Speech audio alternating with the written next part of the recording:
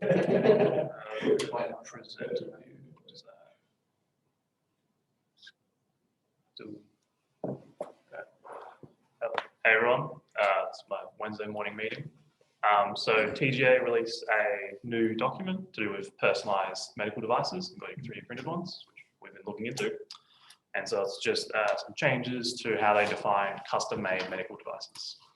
So just a quick overview. So it introduces some new definitions for personalized medical devices. It changes the conditions of exemption, which is just how they define specifically custom-made medical devices. It introduces this new thing called Medical Device Production System, which is MDPS, which I'll probably struggle to say a couple of times. And then it updates the classification for diagnostic devices. So here's just a sort of overview. So before so the 25th of Feb was when these sort of came into effect. So before this, there was just custom-made medical devices, and these were exempt from the ARTG, which is the Australian Register of Therapeutic Goods, which is just a database which has like medical devices, medicines, biologicals, just stuff in it that is then used by the TGA. And then there's also adaptable medical devices, which haven't really changed in this like update.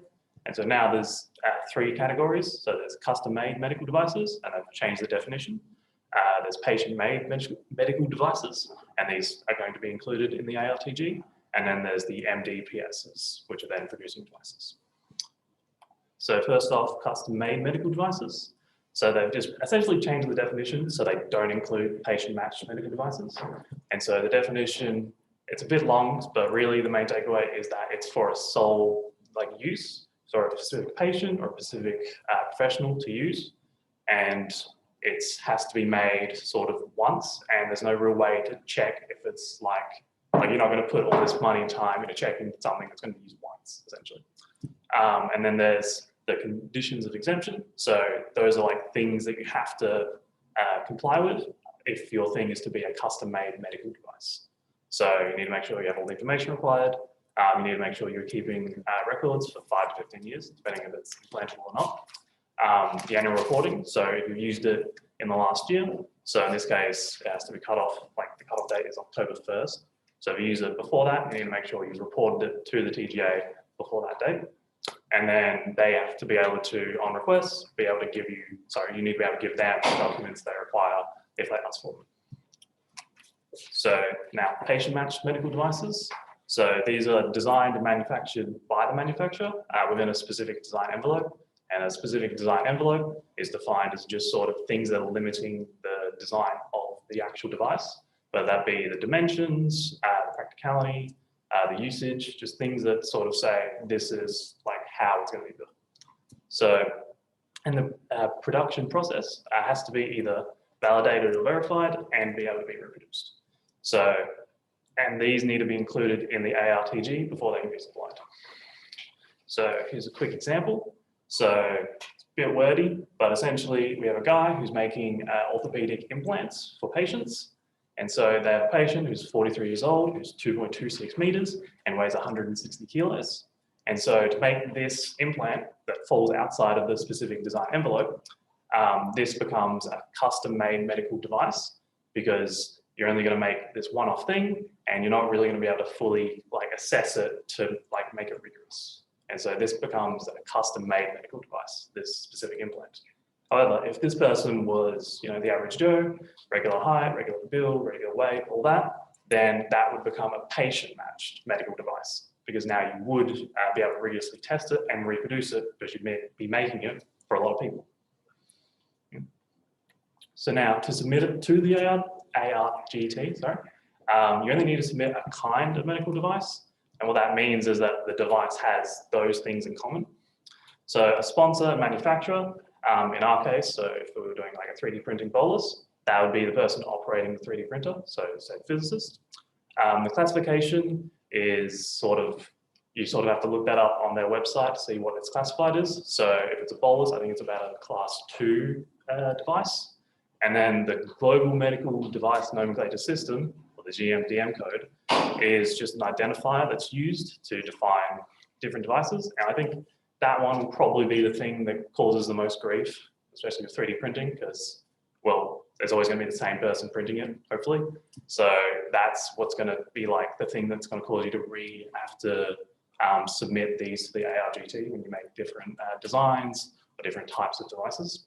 And then I don't think the class 3, class AI, MD really applies to us because the stuff we'll be making, at least with 3D printing, doesn't fall into those classes. So medical device production systems, they've made the definition, but they haven't really used it. So there's no actual like legislation saying that you have to register it. They're saying that that's coming and that you eventually will have to, but right now you don't. Just, I guess, get prepared. And so a medical device production system consists of all the components to make it, so from raw materials and production equipment. And so this actually doesn't include the 3D printer setup we have. So, and that's because we didn't get it, the whole thing from one supplier. So we went out and got our own CAD software, our own printer, and our own filaments. And so because we did those things individually, it doesn't count as an MDPS. However, if we went and got all those things from one person, then it would count. And there is this weird distinction where so we made an MDPS and gave it to someone and they use it, technically we would be the legal manufacturers for all the devices they created, because we've then supplied them with the system and the instructions on how to use it. And so it's our responsibility that it like works, essentially. And so if in this situation, if we were to make like boluses, then they would be patient matched medical devices. And so we would then be manufacturers of those instead of the MDPS. So adaptable medical devices, these haven't really changed. They're just devices that are manufactured, you get them, and then you adapt them to the patient. So an example they've given is a cranial implant, which is to be thermoformed to like fit the patient. And I'm not sure how much in the hospital these are actually used, but they haven't really changed. I think it just, from memory, they made it so that you had to include instructions when using them was the only big change, which is weird that they didn't have to do that before, but yeah. So here's a bit of a flow chart. I don't know if you guys can see that, it's a bit small, but so if you're thinking, is what I'm making custom made or patient matched, it's a bit of a, a new concept, so it's kind of hard to delineate. And so you can just sort of follow this. So in the case of a 3D printed bolus, so is the device intended to be an individual specific anatomy, physiological features? So that'd be yes. Is the device personalized to the individual prior to manufacture? Yes. Is the device manufactured within a specific time envelope? Yes. Is the device manufactured in a repeatable process that can be validated and verified? Yes. Therefore, patient matched medical device. So that just down the first column there on the left.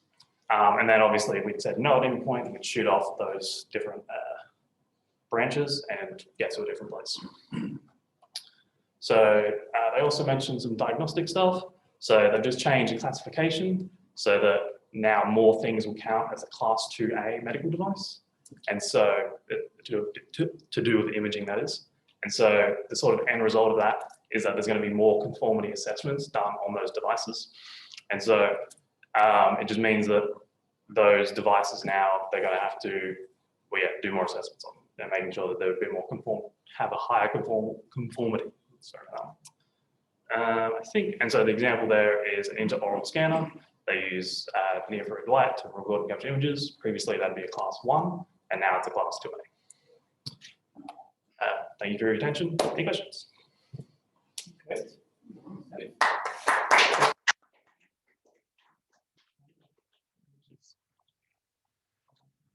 The sort of boluses to make another patient match category. Yep. Do they have to be registered with this ARTG? Approval from the TGA to use that to just categorize our bolus, how they made. Yeah. So do you know if we've been making them before the February 25th? Were they making them before? Yeah. We didn't actually use them. Yes, they haven't really specified using them. They just sort of say supply, Right. which I assume they mean use, because why else? It doesn't really make sense for them to but since we haven't really been using them, they now fall under that category. So we need to do the TGA actually, I think I have should be there. So this is like the step-by-step process for registering in the ARTG. So it looks scarier than it is, I think. So step one is just doesn't need to be in there. Step two is just collecting the information that needs to be in there. I have a handy list of that. Three is just accessing the TBA business service system. Step 4 to 6 is just submitting the application to make sure that everything's fine. And then step 7 and 8 is just processing it and then getting the certificate saying it is included. And I guess if we then tweak it somehow, we make some sort of slight change in that process, be accurate to that process. Yeah, well, as long as it's not a different kind. So do you remember I was saying about the different, where is it? So different, as long as those things stay the same, then we don't have to re-register. So in the case of 3D printed, that sponsor manufacturer should always, as long as it's the same person doing it, that doesn't change. The classification, as long as it's the same type of bolus, so if it's like a facial bolus and then it's an ear bolus, those will probably be the same. And then the real problem is the GM/DM code. So I have a feeling if it's a different design, that'll change that. So that might cause some issues there. Did you look into cost, right? How much it costs to get these certifications? No, actually, I didn't. I can't. They probably charge you something, but Yeah. I can't imagine it'd be too much because. So you said this is in effect next year? No, it's in effect now. Oh, right now? Yeah. So if you were making these before the 25th, there was a grace period. Unfortunately, we weren't. So now we just have to submit. Okay. I was looking at the cost, and it's a couple $100. But there'd be some hospital process for absorbing. Yeah. That's a lot to me, but I imagine to a hospital it's not too bad. So. Yeah. Pass that around. Yeah. And that example, your example was that actually. No, that's in their thing. I remember reading that going, wow, that's awfully convenient. Very tall person. Yeah. Probably, yeah. Someone had some input to it. Yeah. I imagine because it's specifically mentioning 3D printed devices, that seems to be a cause of concern and motivation why they're making this document and change. I would imagine work would be really involved with this process. Just maybe writing work. Dream team. Dream team. And we should put them to that they make. Yes, just want to send it things all the time. absolutely So, to Janet. Yeah. Probably. well, I know that they make customized things constantly, so they must have some awareness of it. Thanks. Cheers, Ryan. That's great. It's good. Definitely didn't want to read through that whole thing. Yeah, it's a bit dry. I can't lie. Bring some. That's a lot of pages when you have my reading speed.